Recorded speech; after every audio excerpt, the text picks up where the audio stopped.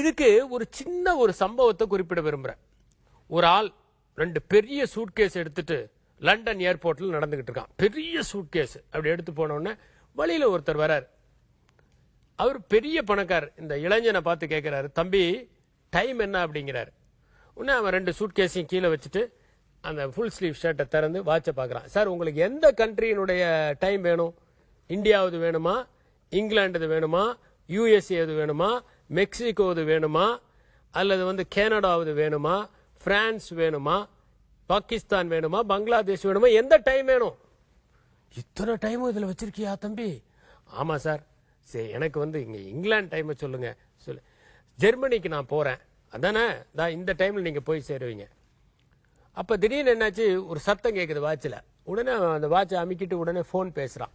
கொஞ்ச நேரம் கழிச்சு பாத்தீங்கன்னா யாரோ ஒருத்தர் எவ்வளவு இந்த டெஸ்ட் மேட்ச் நடக்குது, யார் ஜெயிச்சாங்கன்னா அழுத்தி ஒரு டிவி ஸ்கிரீன் வருது, அதை பார்த்து பேசுறான். அப்புறம் அதுலயே ஒரு இமெயில் வருது, கொடுக்குறான். எல்லாம் பண்றான் அந்த வாட்சை. இதை பார்த்த உடனே அசந்து போயிடுறாரு இவரு. இத்தனோண்டு வாட்சில் இவ்வளவு விஷயம் செய்யறானே, ஆஹா அற்புதம், இந்த மாதிரி ஒரு வாட்ச் இருந்தா எவ்வளவு நல்லா இருக்கும். அவர் பெரிய பணக்காரர். தம்பி, இந்த வாட்ச் எனக்கு கொடுங்க தம்பி. சார், இது நான் ரொம்ப கஷ்டப்பட்டு செஞ்சிருக்கேன் சார். நான் ரொம்ப முக்கியமான வாட்ச், நானே செஞ்ச வாட்ச் சார். இது எப்படி சார் கொடுக்க முடியும்? கொஞ்சம் விலை கூட இருந்தாலும் பரவாயில்ல, வாங்கிக்கிறேன், கொடுங்க. சரி சார், $1000 கொடுங்க. $1000? ரொம்ப அதிகமா இருக்கேன். ஏன் சார், இந்த மாதிரி ஒரு வாட்சை நீங்க பார்க்க முடியுமா? ஆமாமா, உண்மைதான். திருண்டு வாட்சுக்குள்ள இவ்வளவு சமாச்சாரம் இருக்குதுன்னா நம்ம எங்க போனாலும் உலகத்தையே கொண்டு போறோம் நாம. எனக்கு கொடு அப்படின்னு ஒரு $1000 அவர் ஒரு செக் போட்டு கையில கொடுத்துட்றாரு. அவனும் வாட்சை கொடுத்துட்றான். இவர் வாங்கிட்டு கட்டிக்கிட்டு ரொம்ப சந்தோஷமா, ஆஹா எவ்வளவு பெரிய வாட்ச் என் கையில இருக்கு அப்படின்னு அப்படி நகர்ந்த உடனே, சார் அப்படின்னு கூப்பிட்டான். என்ன சார், என்ன சார் இது, இந்த 2 பெட்டியும் எடுக்காம போறீங்க? பெட்டி எதுக்கு? அதுல தானே சார் அந்த வாட்ச் ஓடுறதுக்கான பேட்டரி இருக்கு.